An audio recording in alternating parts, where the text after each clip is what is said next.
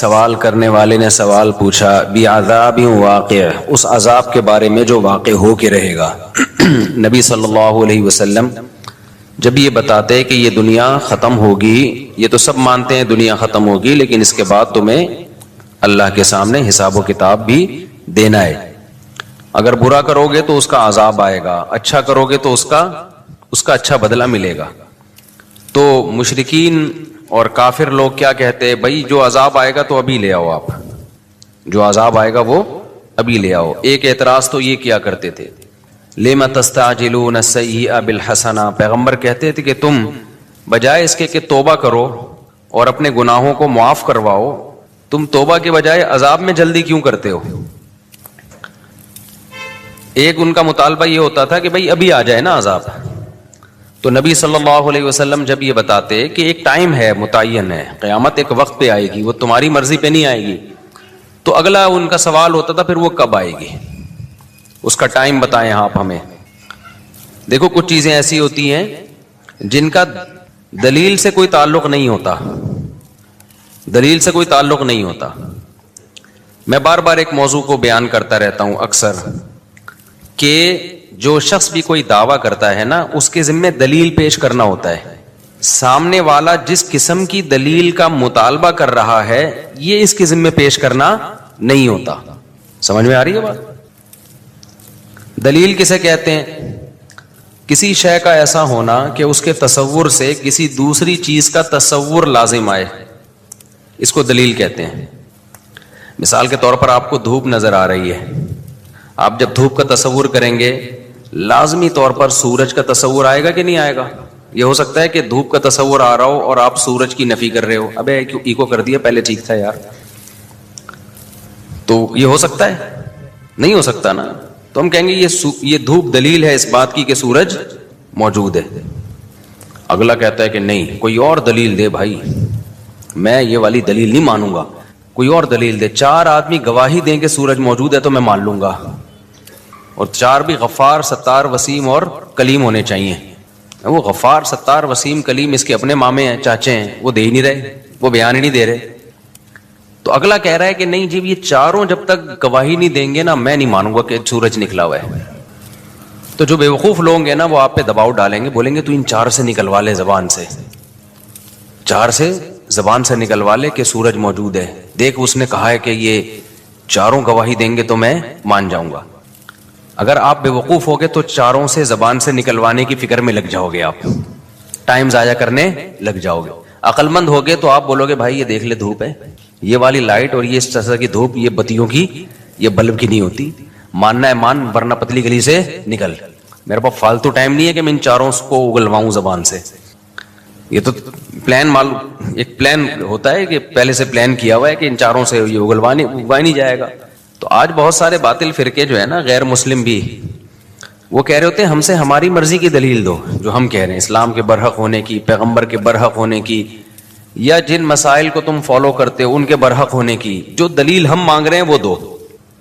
غیر مسلم کیا دلیل مانگتا ہے؟ جو مشرکین دلیل مانگتے تھے، بھئی قیامت کب قائم ہوگی؟ آپ کو چونکہ قیامت کا ٹائم نہیں پتا، اس کی علامت ہے کہ قیامت آئے گی نہیں۔ بے بھائی کسی چیز کا ٹائم پتا نہ ہونا یہ اس کی علامت کب سے ہو گئی کہ یہ چیز ہی نہیں ہے؟ ایسا ممکن ہے ایک چیز نے ہونا ہو لیکن ہمیں اس کا وقت معلوم نہ ہو۔ مجھے پتا ہے میں کب مروں گا، آپ کو پتا ہے آپ کب مرو گے؟ بولو نا۔ اب کوئی ڈاکٹر آپ سے کہے کہ یار ایک نہ ایک دن آپ مرو گے، آپ کہو ڈاکٹر صاحب کیا دلیل ہے اس کی کہ میں ایک دن مروں گا؟ ڈاکٹر صاحب کہہ رہے ہیں جی اس کی دلیل یہ ہے کہ آج تک کوئی بچا ہے نہیں۔ تو کیا تو جو ہے کوئی سرٹیفکیٹ لے کر آیا ہے کیا، یا تو کوئی اللہ کا خاص لاڈلا ہے؟ تو یہی دلیل ہے، سب مرتے ہیں تو بھائی تو بھی مرے گا۔ آپ کہیں اچھا پھر کب مروں گا یہ بتاؤ؟ ڈاکٹر کہ یہ تو میں نہیں بتا سکتا۔ آپ کہیں ڈاکٹر صاحب جب تک آپ یہ نہیں بتاؤ گے نا میں کب مروں گا، میں آپ کو سمجھوں گا کہ آپ جھوٹ بول رہے ہو، آپ کے پاس کوئی دلیل نہیں ہے۔ تو ڈاکٹر اگر عقل مند ہوگا بولے گا بھائی نکل پتلی گلی سے، ٹائم میرا ضائع مت کر، میں نے دلیل دے دی ہے کہ اربوں کھربوں لوگ دنیا میں آئے ہیں ایک بھی نہیں بچا، تو کیا الگ سے سافٹ ویئر اپڈیٹ کروا کے آیا ہے اپنے؟ کیا ہے اینٹی وائرس ڈلوایا تو نے کیا؟ تو یہ دلیل کافی ہے۔ اور یہ کہنا کہ کب مرے گا، بھائی مجھے کیا پتا کب مروں گا یار، نہ مجھے اپنا پتا ہے نہ مجھے تیرا پتا ہے، لیکن یہ اس کی علامت نہیں ہے کہ مرے گا نہیں تو۔ وہ کہہ رہے نہیں ڈاکٹر صاحب میں تو جب تک نہیں مانوں گا جب تک آپ یہ نہیں بتاؤ گے کہ کب مروں گا۔ ڈاکٹر کہے گا یا تو غصے سے ٹی اٹھا کے گن پٹی پہ رکھ دے گا اور بولے گا تو اب مرے گا، 5 منٹ کے بعد مرے گا، ٹائم بتا دیا نا میں نے۔ پھر بھی ڈاکٹر اس کے جواب دینے میں لگ جائے نا تو اس کا مطلب یہ بھی پاگل ہے ڈاکٹر۔ تو اسی طرح یہ جو باطل فرقے ہیں نا، یہ بھی ایسے ہی اوٹ پٹانگ دلائل کا مطالبہ کر رہے ہوتے ہیں، اسلام پر اوٹ پٹانگ قسم کے اعتراض کر رہے ہوتے ہیں، جن میں ایک اعتراض تو میں نے بتایا، بھائی قیامت کا ٹائم بتاؤ نا کب آئے گی۔ ہر پیغمبر سے یہ پوچھا گیا ہے کب آئے گی، آپ سارے پیغمبر آدم علیہ السلام سے لے کے محمد صلی اللہ علیہ وسلم تک سب کہہ رہے قیامت آئے گی آئے گی، اور ہر پیغمبر سے پوچھا گیا ٹائم بتائیں، ہر پیغمبر نے کہا نہیں پتا، ہمیں وقت کا علم نہیں ہے۔ تو لوگوں نے کہا جب آپ کو پوری نالج ہی نہیں ہے تو آپ دعویٰ کیوں کر رہے ہیں؟ تو پیغمبر نے کہا جتنی نالج ہے اس کا دعویٰ کیا جا سکتا ہے، ہم نے یہ دعویٰ ہی نہیں کیا کہ ہمیں ہر چیز کی نالج ہے۔ دیکھو دعویٰ یہ کیا ہوتا نا ہمیں ہر چیز کی نالج ہے، پھر ہم کہتے ہیں کہ ہمیں نہیں پتا کب آئے گی قیامت، تو دعویٰ اور دلیل آپس میں میچ نہیں کر رہے ہوتے۔ دعویٰ تو ہے کہ سب کچھ پتا ہے، اور جب پوچھا جاتا ہے اس دعوے کی دلیل کے طور پر سب کچھ پتا ہے تو یہ بھی بتائیں، تو وہ کہتے ہیں ہمیں نہیں پتا۔ تو آپ ایک طرف دعویٰ کر رہے ہو سب کچھ پتا ہے، دوسری طرف کہہ رہے ہو ہمیں نہیں پتا، تو بات غلط ہو جاتی۔ پیغمبروں نے یہ دعویٰ کیا ہی نہیں کہ بھائی ہمیں سب کچھ پتا ہے، پیغمبروں نے یہ کہا ہمیں جتنا پتا ہے اتنا بتا دیا، اور یہ پتا ہے کہ قیامت آئے گی، یہ اللہ نے ہمیں بتایا۔ ہمارے سچے ہونے کی کیا دلیل ہے کہ ہم جھوٹ نہیں بولتے؟ وہ بہت سارے دلائل ہیں، ہم نے 40 سال تمہارے پاس گزارے، اور پھر ہمارے معجزے ہیں، یہ ایسے معجزے ہیں جو شعبدے نہیں ہیں، کیونکہ جو شعبدے جن کے ہاتھوں پہ ظاہر ہوتے ہیں وہ الگ قسم کے لوگ ہوتے ہیں، جادو ٹونے والے، ان کی یہ پرسنالٹی نہیں ہوتی، ان کی یہ تعلیمات نہیں ہوتی، وہ ماں باپ کے حقوق نہیں سکھا رہے ہوتے، وہ وراثت کے خرید و فروخت کے نکاح طلاق کے احکام نہیں بتا رہے ہوتے، وہ اخلاقیات کے پیمانے متعین نہیں کر رہے ہوتے، تو وہ اللہ کی محبت لوگوں کے دلوں میں نہیں ڈال رہے ہوتے، وہ تو اپنے قریب لوگوں کو اکٹھا کر رہے ہوتے۔ تو اتنے سارے قرائن اور دلائل سے یہ تو ثابت ہو جاتا ہے، اور پھر پچھلی آسمانی کتابیں جن کو تم بھی مانتے ہو وہ بھی گواہی دے رہی ہیں، تو اتنی دلیل کافی ہے ہمارے اس دعوے کے سچے ہونے کے لیے۔ ٹائم ہمیں معلوم نہیں ہے۔ تو کافروں نے بھی، اب کافر لوگ اعتراض کرتے ہیں بھائی محمد صلی اللہ علیہ وسلم اللہ کے نبی ہیں تو اتنی کم عمر سے شادی کیوں کی انہوں نے؟ کسی کی عمر کا زیادہ ہونا اور اس کی زوجہ کی عمر کا کم ہونا یہ نبی نہ ہونے کی دلیل نہیں ہے، اس کا اس سے کوئی تعلق نہیں ہے۔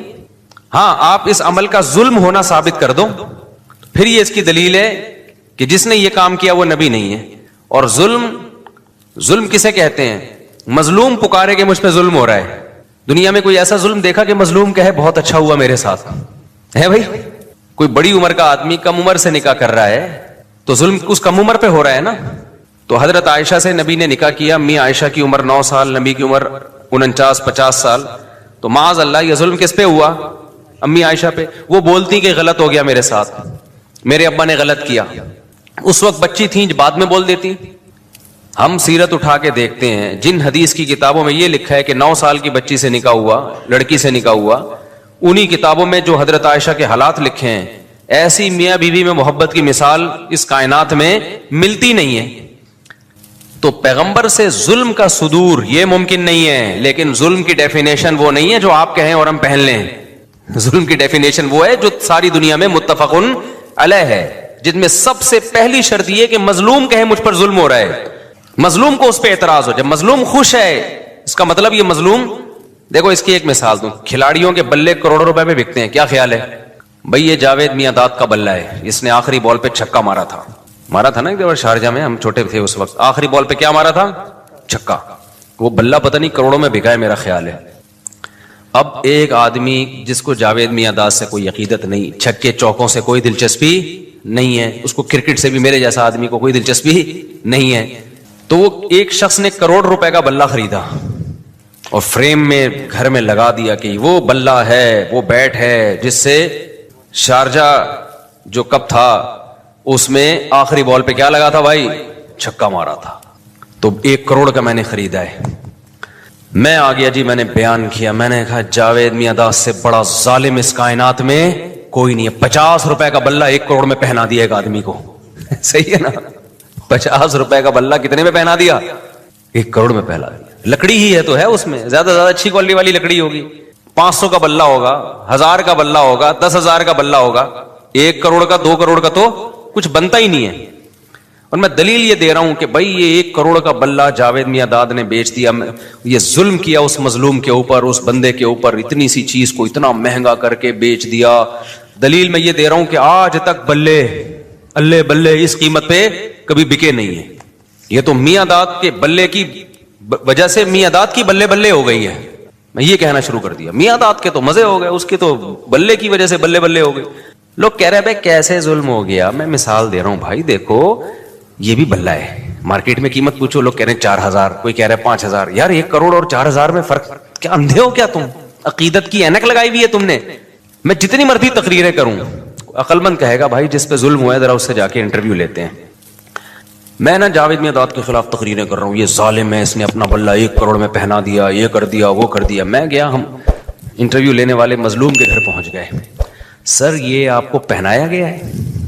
पहनाना समझते हैं ना कराची की इस्तिलाह। मैं इतवार बाजार गया था, बकरी पहन के आने लगा था, शुक्र है किसी ने बता दिया कि ये ठीक बकरी नहीं है। खैर, तो मैं गया, मैंने कहा भाई ये आपके साथ बहुत ज्यादती हुई है यार, ये देखो ये बल्ला मैं लेकर आया हूं, 100 रुपए का है, ये 5,000 का है या 10,000 का है, इसी जैसा है, इतना ही बड़ा साइज है। जावेद मियां दाद ने आपके साथ बहुत जुल्म किया, 1 करोड़ का पहना दिया। तो मजलूम कह रहे भाईजान आप कौन हो, कहां से आए हो? ठीक है ना, ये मैंने मुझे पहनाया नहीं गया है, अपनी शौक से अपनी मर्जी से मैंने खरीदा है, और मेरे लिए 1 करोड़ 2 करोड़ की कोई हैसियत नहीं है। और 30 करोड़ तो अभी लग रहे हैं इसके, मैं दे नहीं रहा क्योंकि तारीखी बल्ला है, हमारी नस्लों में चलेगा। तो केस फौरन खारिज हो जाना चाहिए ना ऐसे मौके पे। मैं कहूं यार जब ये खुश है, या तो ये बेवकूफ बना, वो मियां दाद का बल्ला ही नहीं था, वो कोई और बल्ला था, मियां दाद का कह के इसको पहना दिया।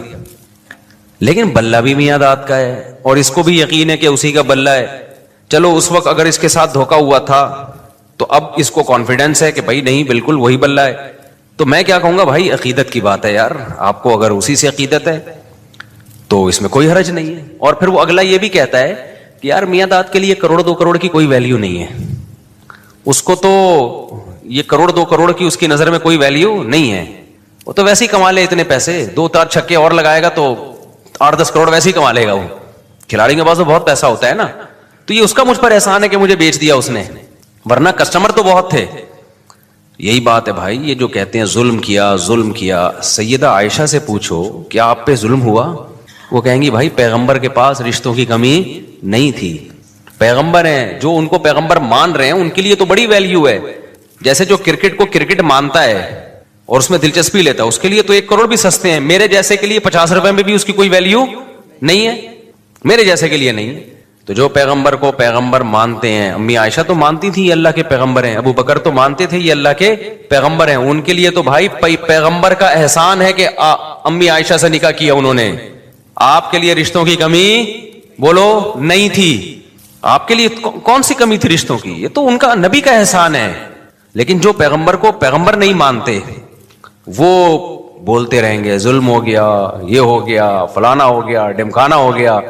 तो भाई आप जिस सबसे दुनिया में एक उसूल है कि जिस पे जुल्म होता है वो मजलूम माने कि मुझ पे जुल्म हुआ है। अगर मजलूम ही ना मान रहा हो, वो ही केस करने के लिए तैयार ना हो, तो दुनिया की कोई कोर्ट भी उस केस को लेने के लिए तैयार नहीं होती। आप अदालत चले गए, आपने वकील हायर किया, केस किया कि वसीम ने गफ्फार के 1 करोड़ रुपए चुराए हैं।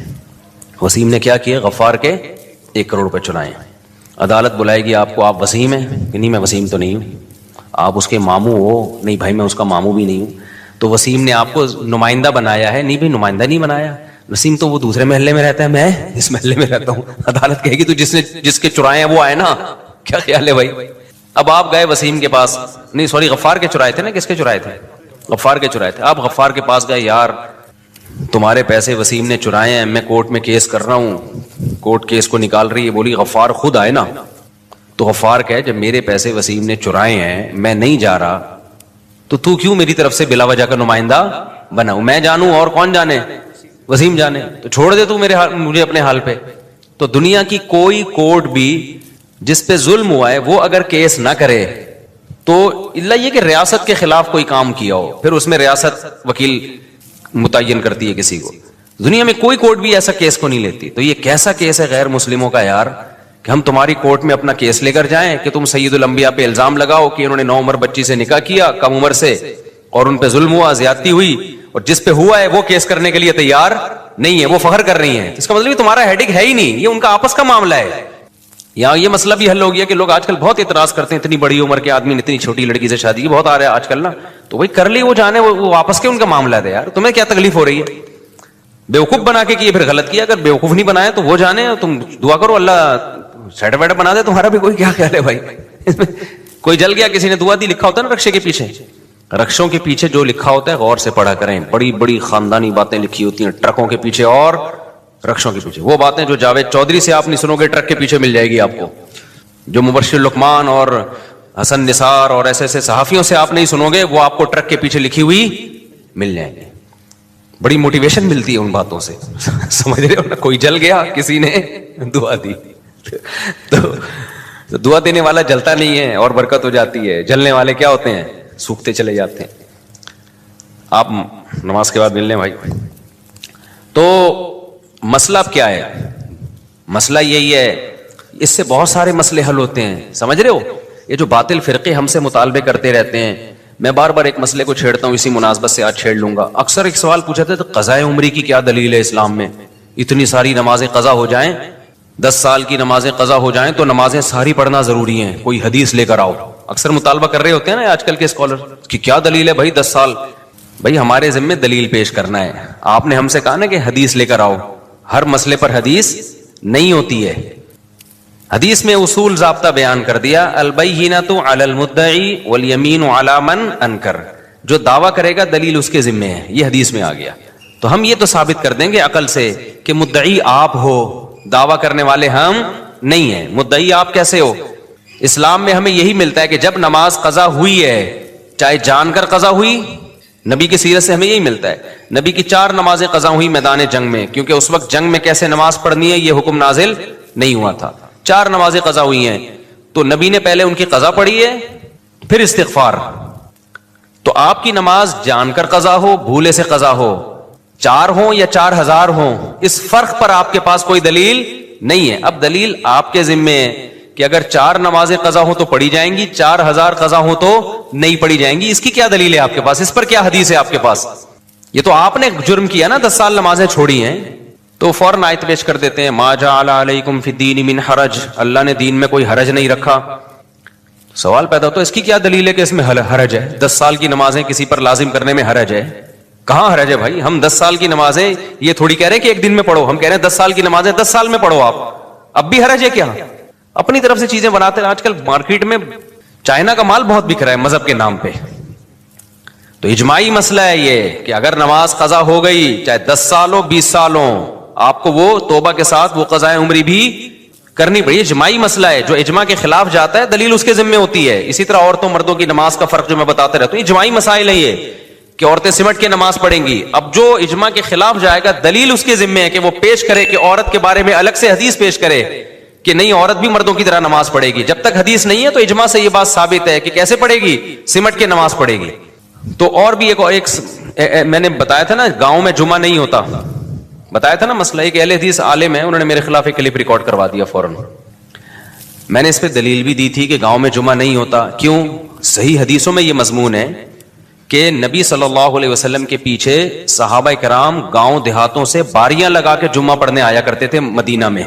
یہ باریاں کیوں لگاتے تھے؟ کیونکہ وہاں گاؤں میں جمعہ نہیں ہوتا. وہ جمعہ پڑھنے کے لیے نا گاؤں کے لوگ آتے تھے، اس دفعہ ان کی باری ہے، یہ جا کے وہاں جمعہ پڑھیں گے، اور اگلی دفعہ ان کی باری. ینتابونا کے الفاظ ہیں، صحیح حدیث ہے یہ. کتنی بڑی دلیل ہے.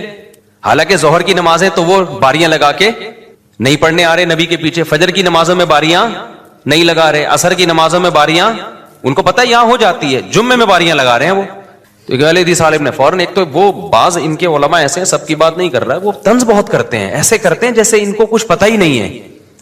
تو محترم نے فوراً ایک میرے خلاف کلپ بنا دیا. اب چونکہ زیادہ مشہور نہیں ہے، میں نام لوں گا تو مشہور ہونے کا خطرہ ہوتا ہے. پھر بعض دفعہ کسی مشہور کے خلاف انسان بیان اس لیے کرتا ہے تاکہ وہ میرا نام لے کے رد کریں اور میں بھی پھیل جاؤں. انہوں نے میرے خلاف کلپ بنا دیا اس حدیث کا کوئی جواب نہیں دیا. کتنی بڑی دلیل ہے یہ.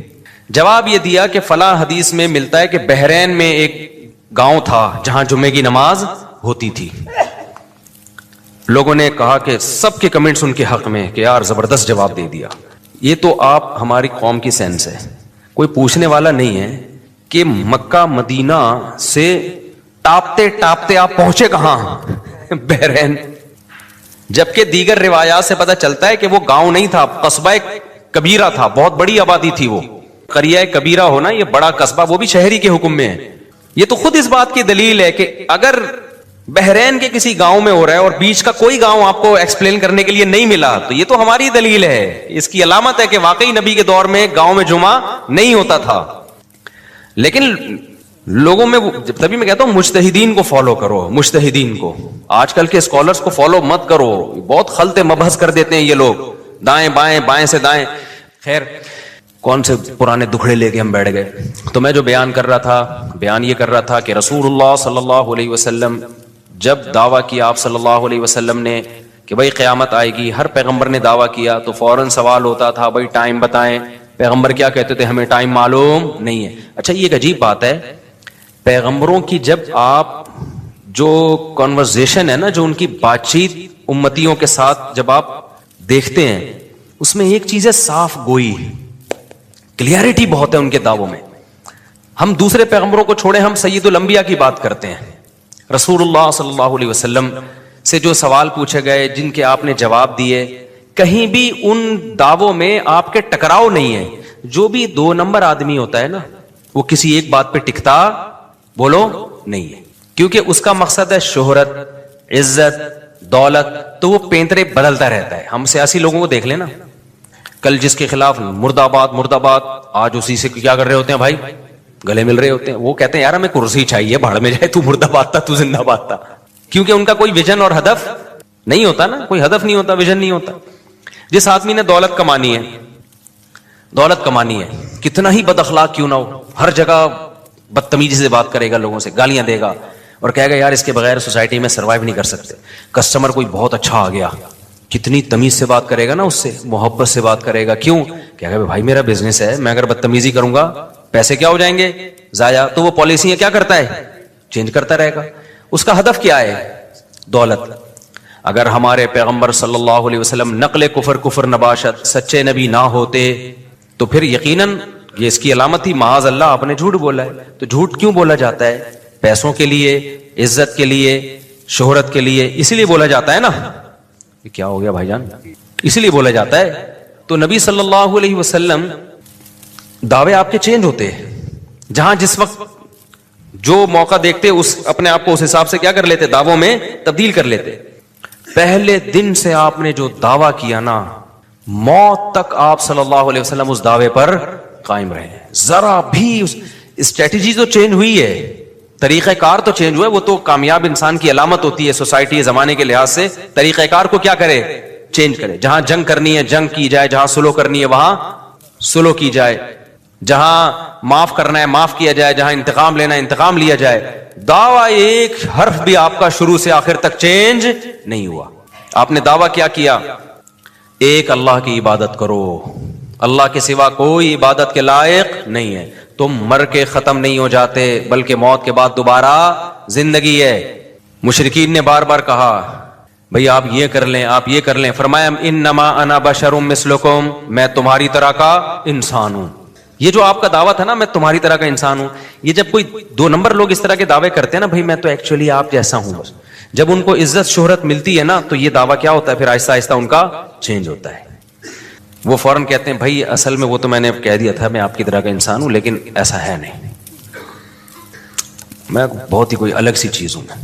کیونکہ جب دیکھتا ہے نا لوگ آنا شروع ہو گئے تو پھر الگ قسم کے دعوے اس کے شروع. مجھے ساتھ یہ بھی ہوتا ہے, مجھے یوں بھی نظر آتا ہے, مجھے ایسے بھی نظر آتا ہے, میں یوں بھی کر سکتا ہوں, میں یہ بھی کر سکتا ہوں. ہمارے پیغمبر پہلے دن سے جس دعوے پر رہے وہ تھا انما انا بشر مثلکم, میں صرف تمہاری طرح کا انسان ہوں, تو میرے پاس کوئی طاقت نہیں ہے.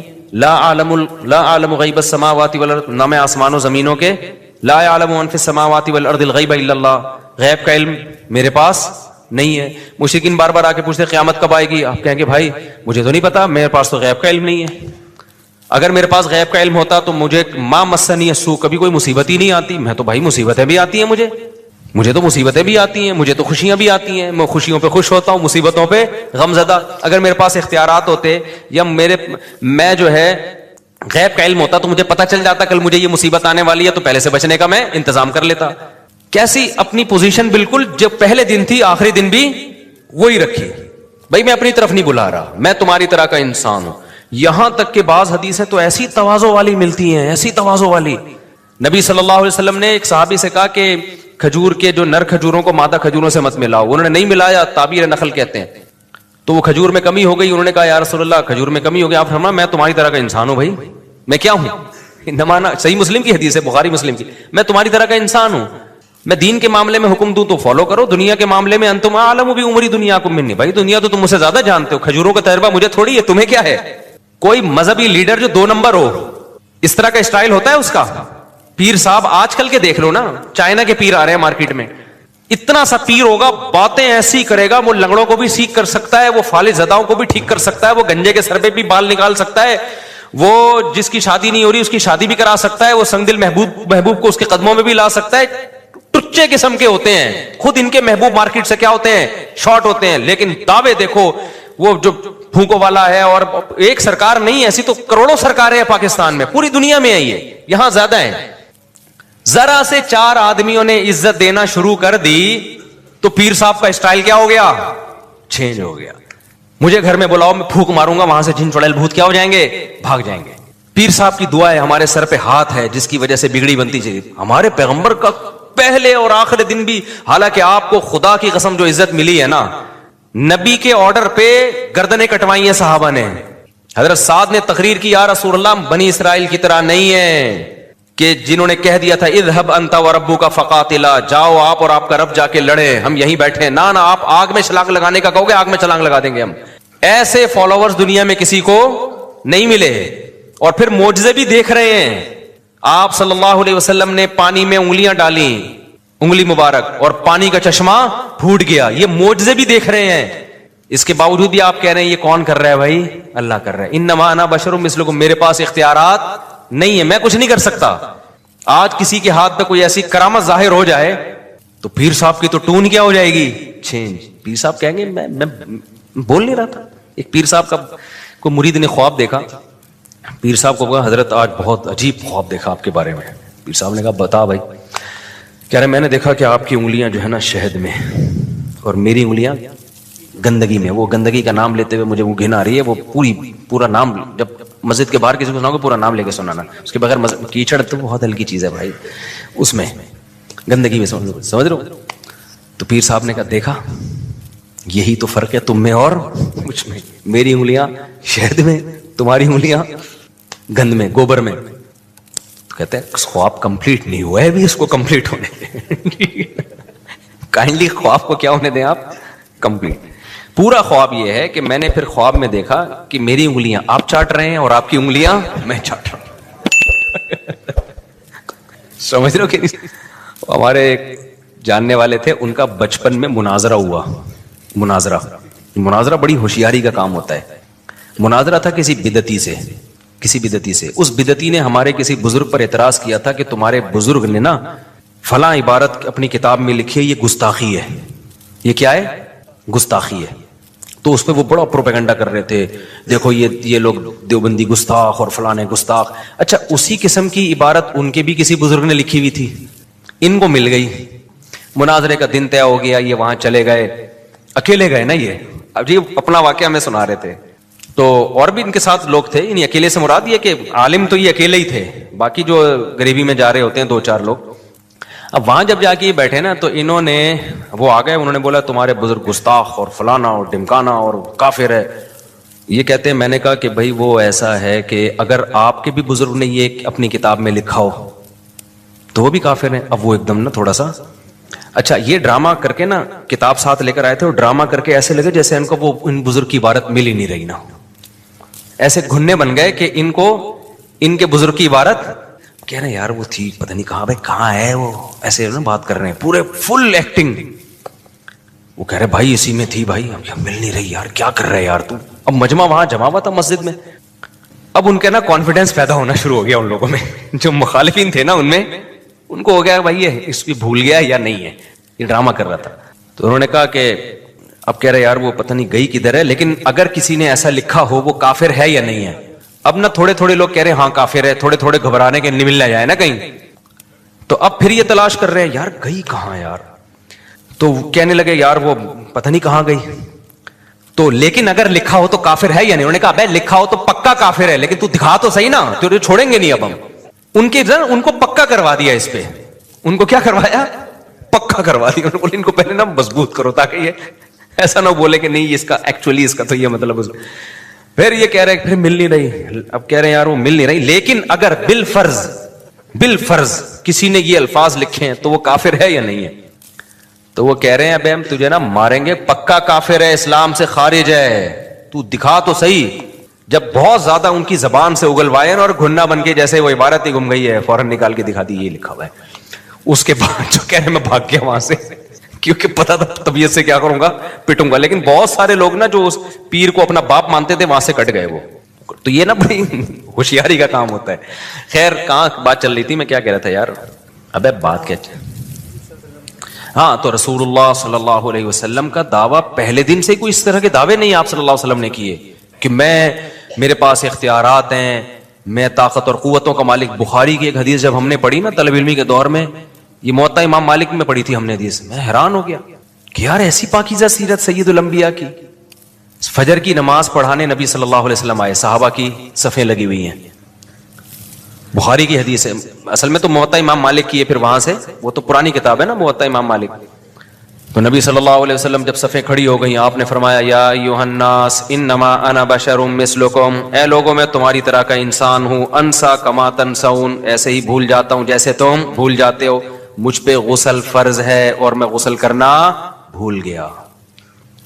پھر آپ صلی اللہ علیہ وسلم گئے غسل کر کے آئے، آپ کے بالوں سے پانی ٹپک رہا تھا. سمجھ میں آ رہی ہے بات کہ نہیں آ رہی؟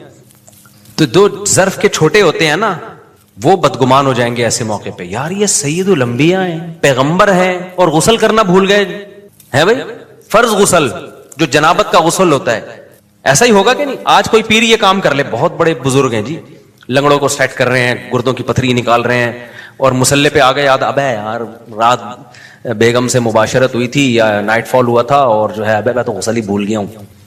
میں کہتا ہوں مریدین پکڑ پکڑ کے کوٹ کے بولیں گے تو گنجوں کے سر پہ بال نکال رہا ہے صحیح پتھریاں نکال رہا ہے اور تجھے اتنے شعور نہیں ہے کہ تو غسل کرنا بھول گیا. یہ حال ہوگا کہ نہیں ہوگا؟ تو جاہلوں کو جاہل ملتے ہیں لیکن ایک نمبر لوگوں کو ایک نمبر ملتے ہیں. پیچھے ابو بکر عمر اور ایسے لوگ تھے صف میں، وہ لوگ تھے، وہ نبی سے بدگمان نہیں ہوئے. یہی نبی کی خوبصورتی ہے بھائی، دعوے میں کلیئرٹی. ہم نے کب دعویٰ کیا کہ ہم کوئی فرشتے ہیں یا ہم کوئی کیا ہیں؟ ہم ویسے جو ہے نا ہمیں کوئی بھولتے ہی نہیں. ہم تو بھائی تمہاری طرح کے انسان ہیں. پہلے دن سے اپنے آپ کو انسان کہا، اور انسان بھی انما انا بشر مثلکم، تمہاری طرح کا انسان. ایسا نہ لوگ سمجھیں کہ انسانوں کی بھی دو قسمیں ہیں، پیغمبر الگ ٹائپ کے ہوتے ہیں اور عام لوگ الگ. بھائی میڈیکلی فزیکلی میں انسان ہوں، روٹی پانی کا محتاج ہوں، مجھے نکاح کی بھی ضرورت ہے، اولاد کی بھی ضرورت ہے. آپ کے جب بیٹے کا انتقال ہوا آپ کی آنکھوں سے آنسو جاری ہوئے، میں غمزدہ ہوتا ہوں اور مجھے مصیبتیں بھی پہنچتی ہیں، خوشیاں بھی پہنچتی ہیں. یہ ساری چیزیں جو نیچرل ہے. تو یاد رکھو حق پر وہی ہوگا جو پیغمبر کی سیرت پر ہوگا. جو اس ٹریک سے ہٹا نا اور دعوے شروع کر دیے میں کچھ الگ ہی چیز آیا ہوں مارکیٹ میں، اور بھائی تو پتہ نہیں تو کوئی مذہبی رہنما نہیں ہو سکتا، تو کوئی جاہل پیر ہو سکتا ہے. نہیں آئی میرا خیال ہے بات سمجھ میں.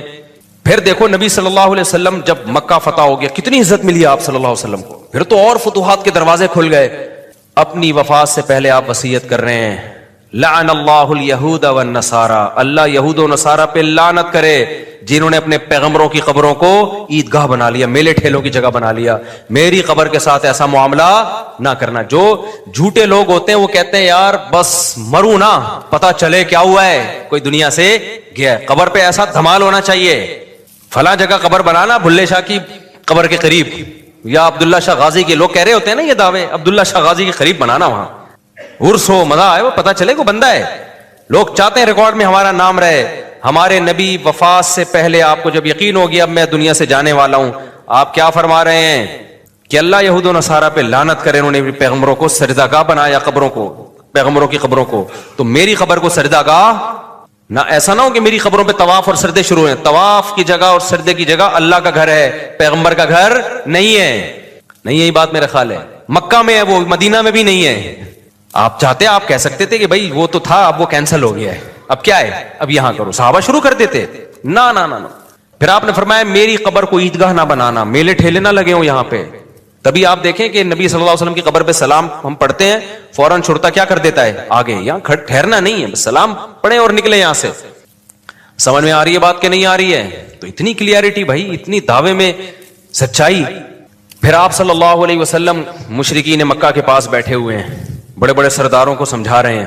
ایک نابینا صحابی آئے, غریب مسکین. آپ کو ناگوار گزرا کہ میں اتنی اہم محفل میں ہوں اور یہ غریب مسکین صحابی کیوں آئے. آپ صلی اللہ علیہ وسلم نے چہرے کو پھیر لیا, چہرے پہ ناگواری کے آثار ظاہر ہوئے. اللہ نے آسمان سے آیتیں نازل کی, عبس وتولی ان جاءہ الاعمی. ایک نابینا کے آنے پر آپ کی پیشانی پہ لکیریں کیوں آئیں؟ پھر اللہ نے کیا تنبیہ کی کہ جو ہدایت چاہتے نہیں ہیں, آپ انت لہو تصدی, ان کی ہدایت کے پیاسے ہیں آپ, یہ سردار لوگ. اور جو بیچارہ غریب مسکین آپ کے پاس ہدایت کی خاطر آ رہا ہے, اس سے منہ موڑ رہے ہیں. بتاؤ کسی کے اگینسٹ کوئی اس طرح کی آیتیں آ رہی ہوں, وہ سنائے گا لوگوں کو پڑھ کے؟ ہے بھائی, وہ تو اپنے ہر عمل کی توجیہ کرے گا. میں نے بالکل قوم کے وسیع تر مفاد میں کیا ہے, صحیح کیا ہے بالکل. ہمارے سیاسی لیڈر دیکھو نا, سب کچھ کر رہے ہوتے ہیں کس کے مفاد میں, قوم کے وسیع تر مفاد میں. تو وہ کریں گے ایسے اپنے خلاف, صحیح ہے نا, اپنے اگینسٹ جا رہی ہیں. اور پھر نبی نے جب یہ آیتیں نازل ہوئی ہیں, عبداللہ بن ام مکتوم تو نابینا بھی تھے, غریب بھی تھے, ان کو پروٹوکول دینے سے نبی کو دنیا میں کوئی فائدہ نہیں تھا, لیکن ایسا پروٹوکول دیا آپ صلی اللہ علیہ وسلم نے, ساری زندگی ان کو جب بھی وہ نبی کی محفل میں آتے آپ کھڑے ہو کر استقبال کرتے, فرماتے ھذا الذی عاتبنی فیہ ربی, یہ ہے وہ شخص جس کی وجہ سے میرے رب نے مجھے ڈانٹا ہے, تنبیہ کی ہے مجھے میرے رب نے. اتنا اس اللہ کی نظر میں اس آدمی کا مقام ہے. جتنے بھی 2 نمبر لوگ ہوتے ہیں نا میرے بھائی, غریب کو ویلیو نہیں دیتے, ان کو کہنے اس کو ویلیو دے کے ملے گا کیا ہمیں, وہ ہدف بناتے ہیں بڑے بڑے لوگوں کو, کہتے ہیں یار یہ غریب ہے, ٹھیک ہے زکات صدقہ 50 روپے پکڑ پتلی گلی سے نکل, ٹھیک ہے نا. تمام پیغمبروں پہ ایک الزام لگا ہے کہ غریبوں کو اپنی محفل سے نکالو, پھر ہم بیٹھیں گے. قرآن میں جگہ جگہ, نوح علیہ السلام اور سید الانبیاء پہ بھی الزام لگا ہے. عرب کے سردار کہتے تھے یہ بلال اور یہ ابن عبداللہ بن مسعود اور ام مکتوم جیسے غریب لوگ کیوں بیٹھ رہے ہیں آپ کے پاس؟ تو ہر پیغمبر پہ یہ اعتراض کیا گیا. تمام پیغمبروں نے ایک ہی جواب دیا ہے. نوح علیہ السلام نے کیا کہا, من ینصرنی من اللہ ان طردتہم, اگر میں ان کو اپنی مجلس سے نکالوں گا تم مجھے اللہ کے عذاب سے بچا لو گے؟ اللہ کہے گا کہ تم اسلام کی دعوت جو ہر ایک کے لیے, اس میں فرق امیر اور غریب میں فرق کیوں کر رہے ہو؟ تو میرے پاس اللہ کے کو جواب دینے کے لیے کوئی جواب نہیں ہوگا. یہ ہے کلیئرٹی ویژن میں. سمجھ میں نہیں آ رہی میرا خیال ہے بات. آج بہت سارے لوگوں کی جو ہے نا, پتہ ہی نہیں ان کا ہدف دنیا ہے, پیسہ ہے, یا دین کی دعوت ہے. تمہارا مقصد کیا ہے میرے بھائی؟ پتہ ہی نہیں چلتا ان کا مقصد کیا ہے. مقصد ہے عزت شہرت پیسہ, جہاں سے آئے گا وہاں پلٹنا شروع ہو جائیں گے. تو نبی صلی اللہ علیہ وسلم کو بھی یہ تانا دیا گیا. تو نبی صلی اللہ علیہ وسلم اصحاب صفہ کے پاس جاتے, جو غریب صحابہ بیٹھے ہوتے ہیں نا, ان کو جا کے آپ نے فرمایا کہ سورہ کہف میں آیتیں نازل ہوئی نا, وَاصْبِرْ نَفْسَكَ مَعَ الَّذِينَ يَدْعُونَ رَبَّهُمْ بِالْغَدَاةِ وَالْعَشِيِّ. اے نبی, یہ جو غریب لوگ, مسکین لوگ جو صبح و شام اپنے رب کو پکارتے ہیں, آپ ان کے پاس جا کے بیٹھا کریں آپ, اور ان کا حساب آپ کے ذمے نہیں ہے. مشرکین کہتے تھے اصل میں یہ غریب لوگ ہیں نا, تو ان کو اسلام میں تھوڑی سی عزت مل رہی ہے, اس چکر میں مسلمان ہوئے, ویسے تو اس سوسائٹی میں ان کی کوئی عزت ہے نہیں. تو اللہ نے کیا فرمایا, آپ پر ان کا حساب نہیں ہے کہ ان کے دلوں کو جھانکے کہ یہ پیسوں کی لالچ میں یا عزت کے چکر میں مسلمان ہوئے, یا اوپر سے. یہ میرا کام ہے, یہ آپ کا کام نہیں ہے. جو اسلام کی طرف آ رہا ہے آپ نے اس کو گلے لگانا ہے, ویلکم کرنا ہے اس کو آپ نے. تو پیغمبروں کی سیرت سے پتہ چلتا ہے بھائی, بہت واضح ان کی دعوت, بہت واضح دعوت. تو جو اسی نہج پہ کام کرے گا نا, وہی برحق ہوگا. خوب سمجھ لو, وہی کیا ہوگا, برحق ہوگا. جو اس نہج سے ہٹے گا وہ برحق